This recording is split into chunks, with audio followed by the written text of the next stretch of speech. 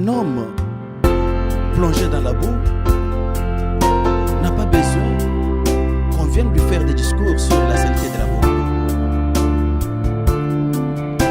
Il a plutôt besoin d'une main compatissante à laquelle il peut s'accrocher pour sortir de la boue.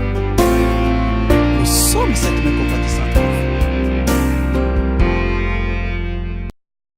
Aujourd'hui, je vous invite à tourner les pages de vos Bibles.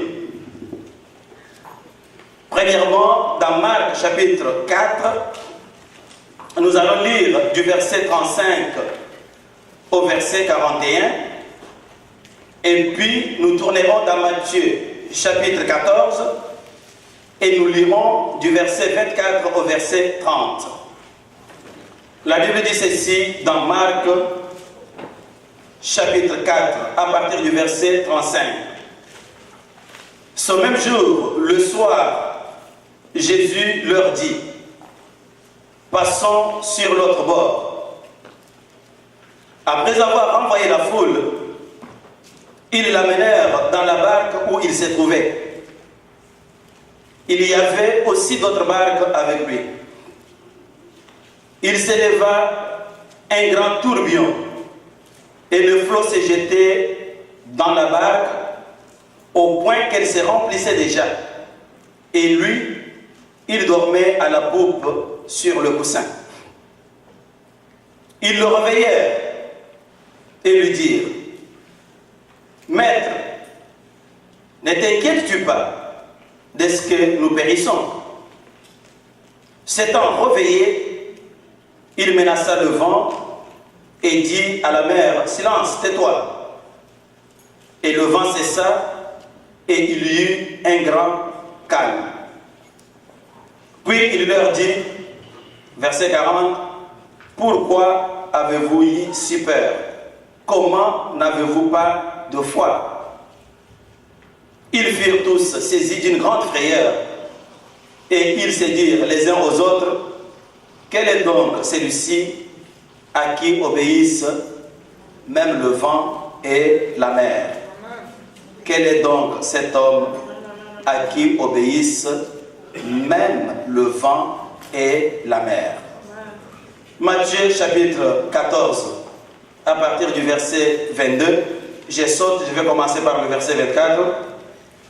La barque était au milieu de la mer et elle était battue par les flots, car le vent était contraire. À la 4e veille de la nuit, Jésus alla vers eux marchant sur la mer.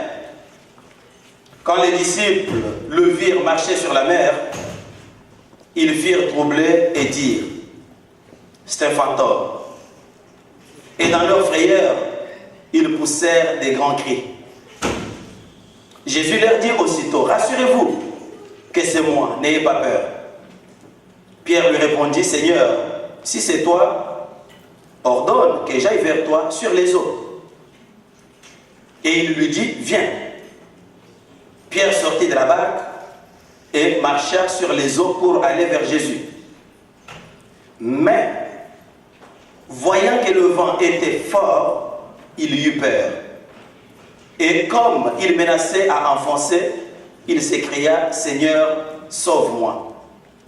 Aussitôt Jésus étendit la main, le saisit et lui dit: homme de peu de foi, pourquoi as-tu douté? Et ils montèrent dans la barque et le vent cessa. Ceux qui étaient dans les barques vinrent adorer Jésus et dire: tu es véritablement le Fils de Dieu. Tu es véritablement le Fils de Dieu. Le message de ce jour a pour titre: tout va devenir calme.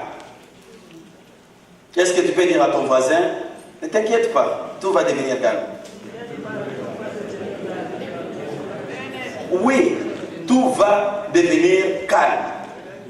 Et mon objectif est de vous faire comprendre que Jésus-Christ a le pouvoir de menacer tout ce qui peut menacer votre vie et de ramener le calme dans votre vie, dans votre famille, dans votre environnement.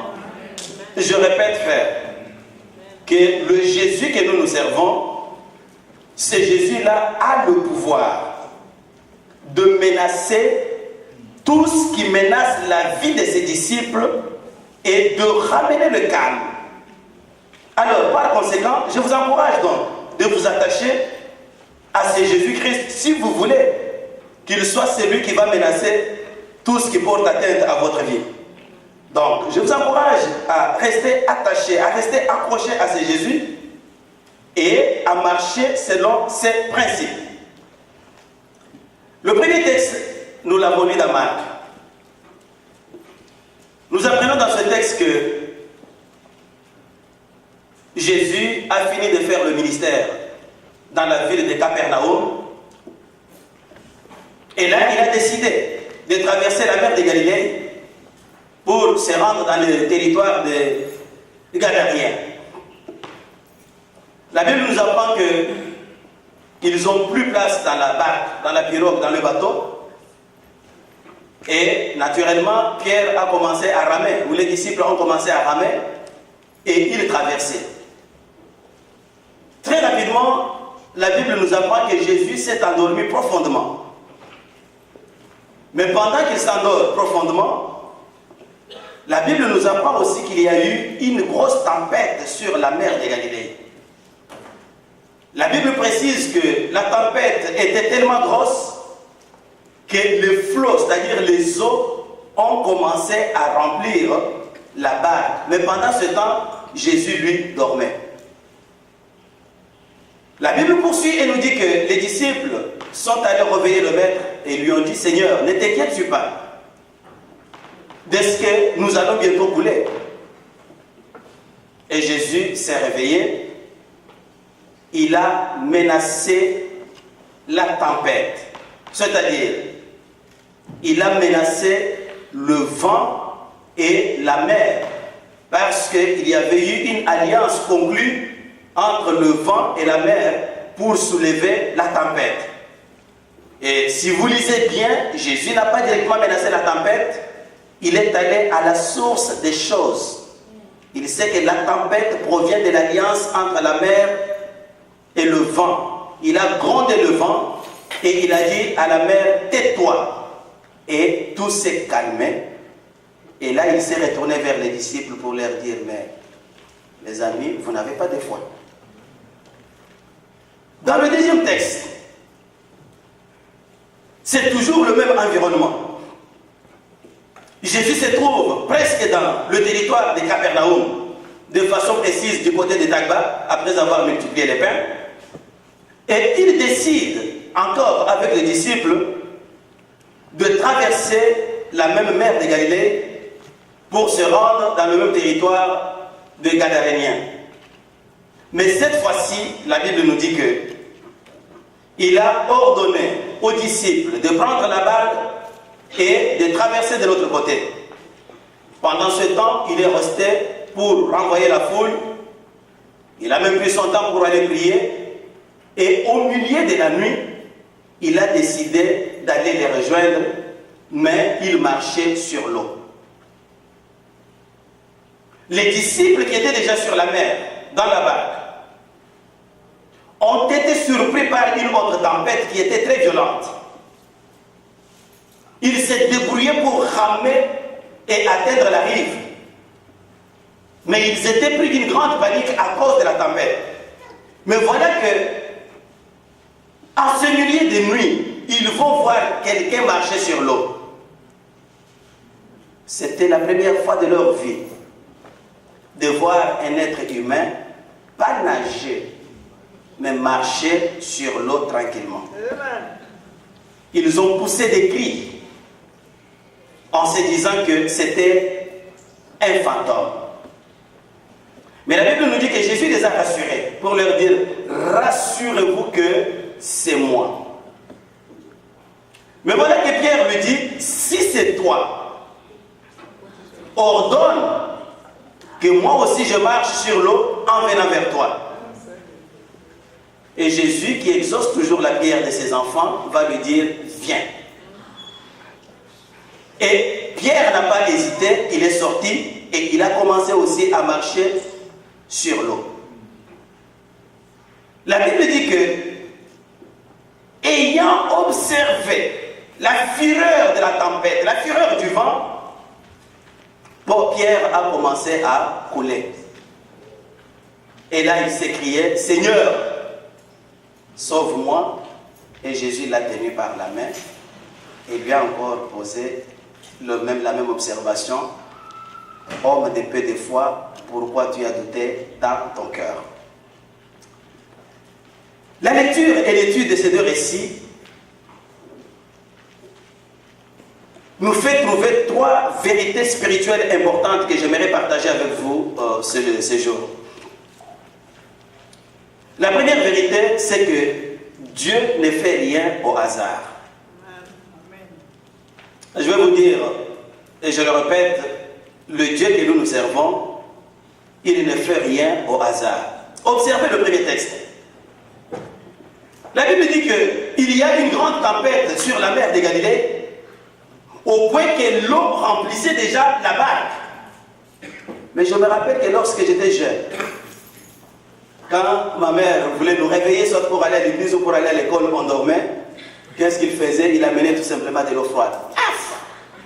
Quand on vous verse de l'eau, c'est fini, vous sursautez et vous vous réveillez. Mais dans le cas de Jésus, les choses se passent autrement. La Bible dit qu'il dort, mais la barque va bientôt être remplie d'eau. C'est que certainement il était mouillé. Mais malgré l'eau, l'homme continuait à dormir. Pour quelle raison? La Bible nous dit aussi dans le deuxième texte qu'il a ordonné aux disciples de prendre la barque et de traverser, mais que pendant ce temps-là, lui allait renvoyer la foule. Et après, il est allé prier. Pourquoi il n'a pas dit aux disciples de l'attendre pour qu'ils puissent voyager ensemble? C'est que certainement, il avait une raison. Parce que tout ce que Dieu fait est orienté vers un but. Et ce que nous devons chercher en tant que fidèles, en tant que chrétiens, ce que nous devons chercher à comprendre, c'est que dans chaque acte, dans chaque geste de Jésus-Christ, quel est l'enseignement qu'il veut nous adresser? Quel est l'objectif qu'il poursuivait? Je vais vous dire, frères et sœurs, que l'objectif de Jésus-Christ était simple. C'était pour tester la foi de ces gens-là qui étaient à côté de lui. Quand il va continuer à dormir, alors que la tempête est là, il voulait voir comment est-ce que ces gens vont gérer leur combat avec la tempête. Même chose aujourd'hui peut-être. Vous pouvez regarder ce que vous vivez, ce que vous traversez, ce que vos yeux voient. Et vous vous dites peut-être que Jésus est en train de dormir comme dans la barque. Non. Ça, c'était un sommeil stratégique. Dites à ton voisin, c'était un sommeil stratégique. Vous voyez, l'enfant est en train de jouer, il s'approche. Il veut tricher quelque chose, ou il va aller se promener. Avant de partir, il vient d'abord pour checker. Le papa est sur la chaise. Est-ce que papa dort? Papa observe le mouvement. Papa essaie un peu de fermer l'œil, il observe. Ça, c'est le sommeil stratégique. Regarde. Là, le gaillard dit, ok, il dort. Il cherche à partir. Où est-ce qu'il va? Je suis. Le sommeil stratégique, frère. C'était pour tester quelle va être leur réaction vis-à-vis de ces combats. Même chose, mon frère, ma soeur. Peut-être que dans la situation que vous vivez, vous pensez que Dieu est loin. Non, non, Dieu n'est pas loin. Il vous observe, il ne dort pas, il vous observe très très bien. Mais il veut vous voir comment vous allez gérer la situation. Si vous allez la gérer en tant qu'un homme de foi, ou si vous allez la gérer en tant qu'un homme incrédule. Raison pour laquelle dans le texte, il leur reproche leur manque de foi. Ayez la foi, mon frère, ma soeur. Dieu ne fait rien au hasard. La Bible dit que Dieu fait tout pour un but. Il a tout fait pour un but. Proverbe. Même le méchant pour le jour de jugement. Donc tout ce que vous voyez, ça ne relève pas du hasard. Dieu, c'est comme un joueur de dames. Il sait poser les pions. Et quand il pousse un pion, il sait que je le pousse pour un objectif X. Amen. Mais si vous ne savez pas jouer aux dames, vous pensez qu'il a poussé le pion. Alors qu'on vous a piégé, frère. Quand il tire vous savez, lorsqu'on joue aux dames, je joue aux dames. Quand quelqu'un veut pêcher, il les regarde même à côté. Il pousse ici, il les regarde, alors que le vrai problème est là-bas. Dès que vous tombez dans le piège, il dit allez. Ah, c'est fini. 5 pions et tout est terminé. Donc, prenez note et soyez sûrs et convaincus que notre Dieu ne fait rien par hasard. Deuxième chose, deuxième vérité que je voudrais fixer dans votre esprit ce matin, c'est que Jésus-Christ a le pouvoir de menacer tout ce qui peut menacer votre vie, pourvu que vous soyez son disciple. Rassurez-vous, mon frère, ma soeur, que Jésus a le pouvoir de menacer tout ce qui peut menacer votre vie. Que ce soit des ennemis visibles ou que ce soit des ennemis invisibles. Que ce soit des ennemis naturels ou que ce soit des ennemis humains. Que ce soit même les arbres. Tout ce qui peut menacer votre vie. Rassurez-vous que Jésus-Christ a le pouvoir de le menacer. Et que si vous êtes son disciple, eh bien, rassurez-vous que vous avez la garantie d'être protégé parce que le Maître est prêt pour intervenir. Dans le premier texte, la Bible nous dit ceci, que la tempête soufflait sur la mer, la barque était ballottée et l'eau remplissait déjà la barque. Lorsque les disciples ont senti que leur vie était menacée, ils se sont tournés à Jésus-Christ. Je répète, quand les disciples ont senti que leur vie était menacée, ils n'ont pas réveillé Pierre. Pierre était déjà réveillé. Ils n'ont pas appelé Thomas. Thomas était là, il observait. Ils sont allés appeler une seule personne qui, elle, dormait. Et cette personne, c'est Jésus-Christ. Et à elle, ils ont dit, Seigneur, est-ce que tu ne t'inquiètes pas que nous allons périr? Frères et sœurs, je vais vous dire une chose. Qu'effectivement, votre cœur peut être agité. Vous pouvez avoir un problème qui vous met en danger. Il n'y a qu'une seule personne que vous devez réveiller. Je vous le répète, il n'y a qu'une seule personne que vous devez réveiller. Et cette personne, c'est Jésus-Christ de Nazareth. C'est elle qui a le pouvoir de menacer tous ceux qui vous menacent et de rétablir le calme.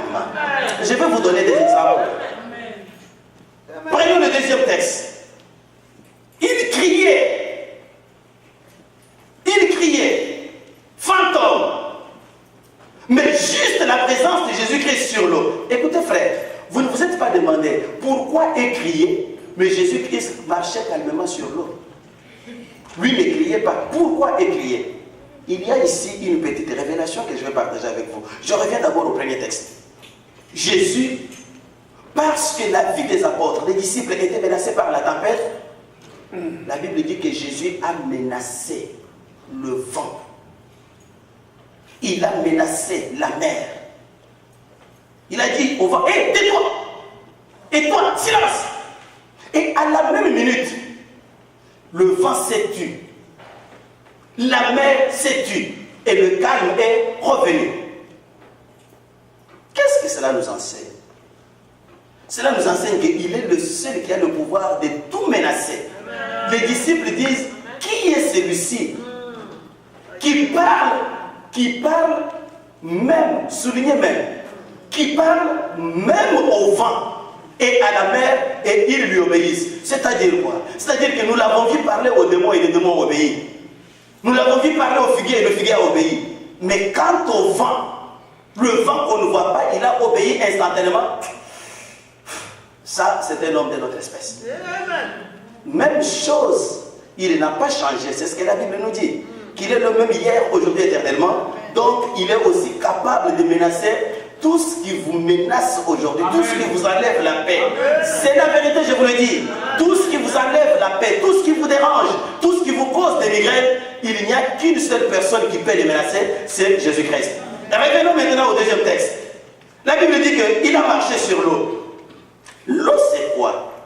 Et ce n'est pas l'eau d'un petit ruisseau, c'est l'eau de la mer de Galilée. L'eau, c'est déjà un danger permanent. Quand vous mettez du feu dans l'eau, le feu fait des dégâts, n'est-ce pas? Mais lorsque le feu croise l'eau, qu'est-ce qui se passe? Qui devient le plus fort? L'eau devient le plus fort et le feu est anéanti. Les bateaux sont engloutis. Donc, l'eau ici représente tout ce qui menace. C'est le symbole de la mort ici, l'eau.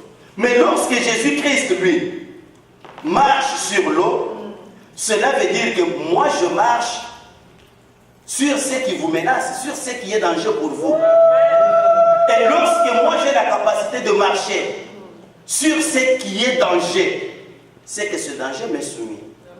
Et quand je marche sur ce danger, c'est que s'il est danger pour les autres, mais pour moi il n'est pas un danger. Amen, peuple de Dieu. Amen.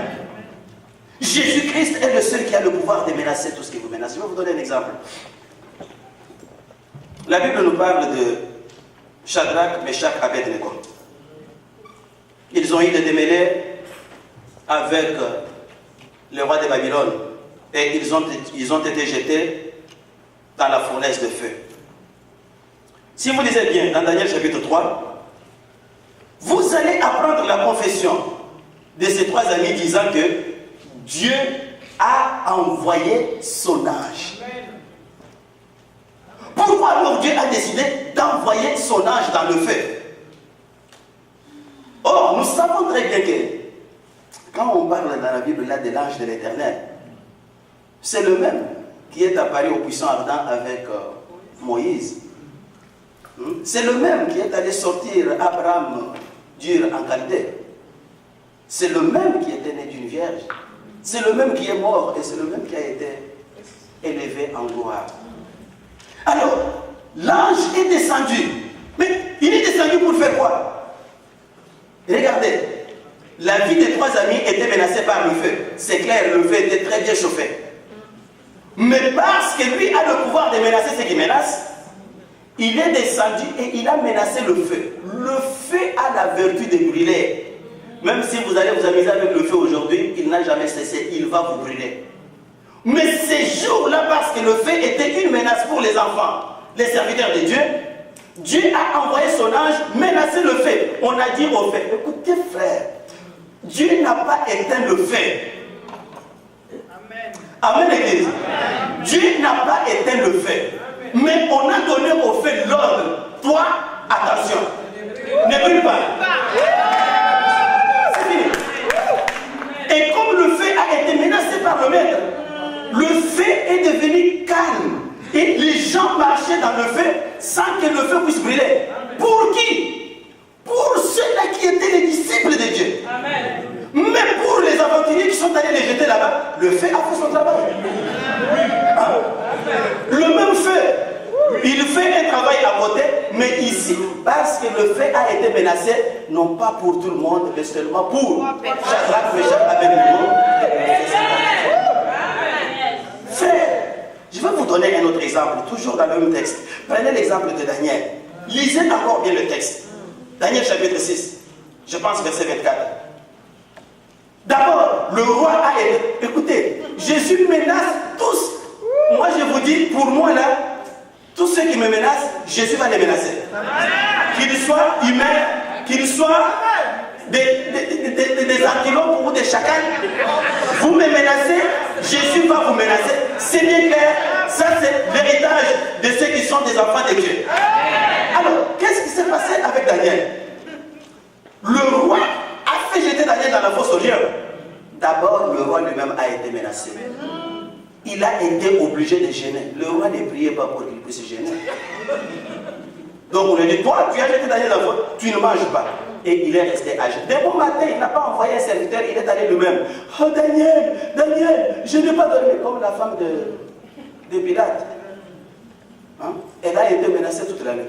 Alors, quand le roi appelle Daniel, Daniel dit, le Dieu que je sers a envoyé son ange fermer la gueule des lions. Qu'est-ce que cela veut dire? L'ange de l'Éternel est descendu et il a menacé les lions. Vous, qu'est-ce que vous faites là? Pas un lion, c'est les lions au pluriel. Vous, qu'est-ce que vous faites là? Oui. Daniel descend ici, ne faites rien. Vous comprenez? Oui. Quand Daniel est descendu là-bas, les bouches étaient fermées. Donc, notre Dieu a le pouvoir de menacer tout ce qui nous menace et d'appeler le calme. Mais quand le roi va jeter les individus, d'autres individus après Daniel, le lion saute dessus, dévore même les os, les crânes, tout est parti. Ça, c'est l'avantage des enfants. Je vais aller encore plus loin. Prenez l'exemple de Haman.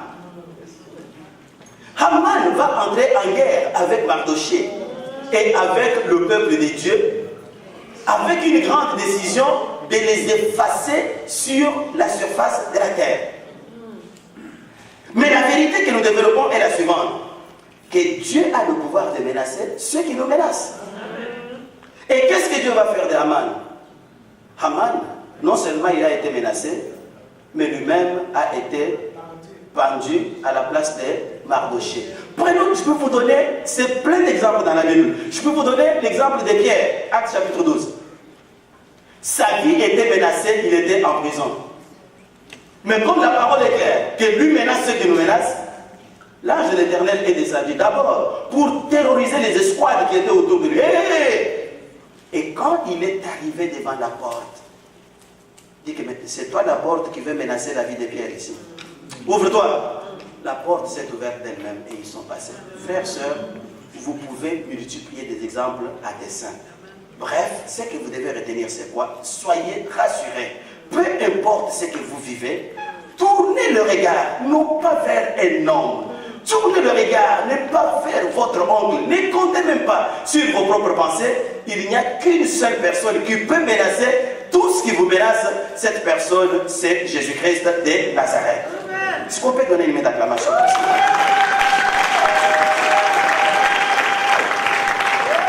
Troisième vérité. Troisième et dernière vérité. Si nous avons la foi, nous allons aussi marcher sur ce qui menace notre vie comme Jésus-Christ. Donc, c'est que le pouvoir n'est pas seulement resté entre les mains du maître, mais il nous a donné aussi une portion de ce pouvoir. Vous savez que la Bible dit que le disciple n'est pas plus grand que son maître. Mais lorsqu'un disciple est accompli, il devient comme son maître. C'est-à-dire qu'il devient aussi capable de faire ce que son maître fait. Quel privilège, frères et sœurs, que juste par le fait que nous avons donné notre vie à Jésus-Christ, nous sommes possesseurs d'un pouvoir qui nous permet de marcher sur tout ce qui peut menacer notre vie. En d'autres termes, nous ne devons pas avoir peur. La Bible dit, voici, je vous ai donné le pouvoir de marcher sur le serpent. Je vous ai donné le pouvoir de marcher sur le scorpion. Est-ce que vous vous êtes déjà fait mordre par le serpent? Il y a chez moi un proverbe qui dit que si le serpent vous mord, même lorsqu'une mouche passe, vous allez prendre fuite. Vous avez déjà été mordu par un scorpion. Mais la Bible vous dit, je vous ai donné le pouvoir de marcher, c'est-à-dire de le fouler aux pieds. Les lions sont des aspics. Mais quand est-ce que nous avons ce pouvoir? Nous avons ce pouvoir lorsque nous gardons la foi dans le nom de Jésus-Christ. La Bible dit ceci de Pierre. Pierre a dit, Seigneur, si c'est toi, ordonne que je marche. Jésus dit, viens. Pierre a la foi. Il sort courageusement, il commence à marcher. Ça, c'était l'œuvre de la foi. Même chose pour vous aujourd'hui, mon frère, ma soeur. Si vous avez la foi, vous gardez votre foi, vous gardez la confiance totale en Dieu, peu importe ce qui vous arrive, même si ça vous menace aujourd'hui, ça ne va pas vous menacer demain.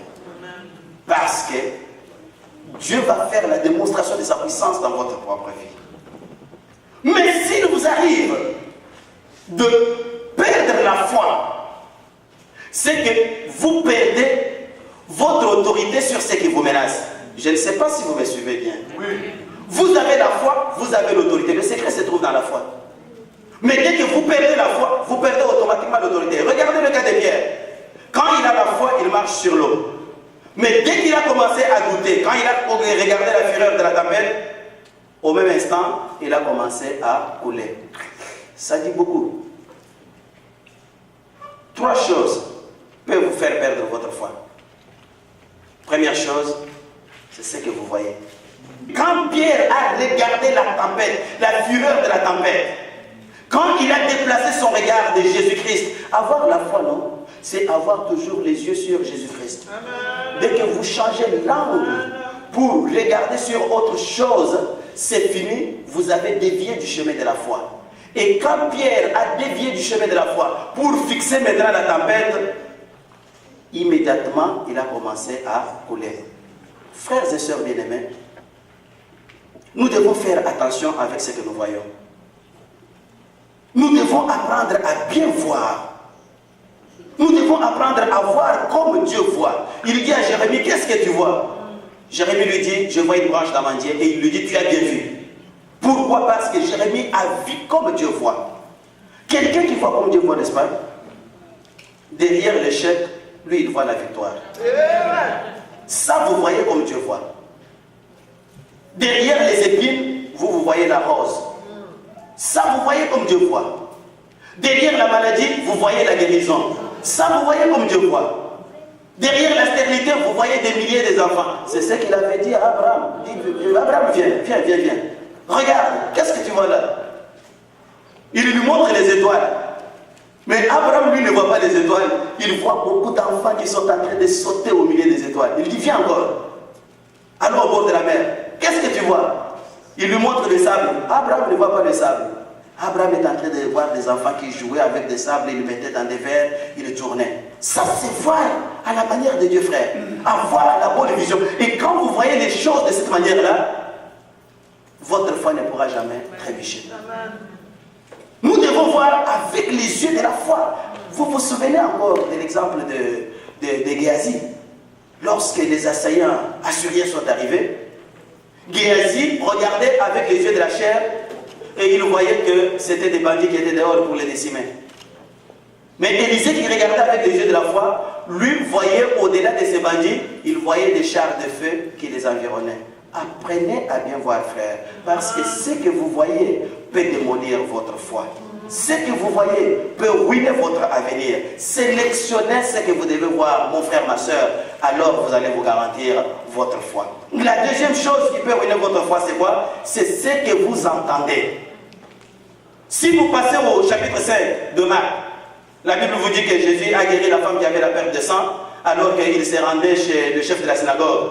Et immédiatement, il y a eu des envoyés qui sont venus de la maison du chef de synagogue et qui ont commencé à lui raconter, ne dérange pas le maître, ton fils est déjà mort. Mais Jésus leur dit, la Bible dit, Jésus, sans prêter oreille à ce qu'il racontait, il dit au chef de synagogue, crois seulement. Est-ce pour dire que Jésus n'avait pas entendu? Jésus avait bien entendu, mais il n'a pas laissé ce que les gens là disaient pénétrer dans sa vie, dans son esprit et conditionner sa foi. C'est ce qu'il veut nous apprendre.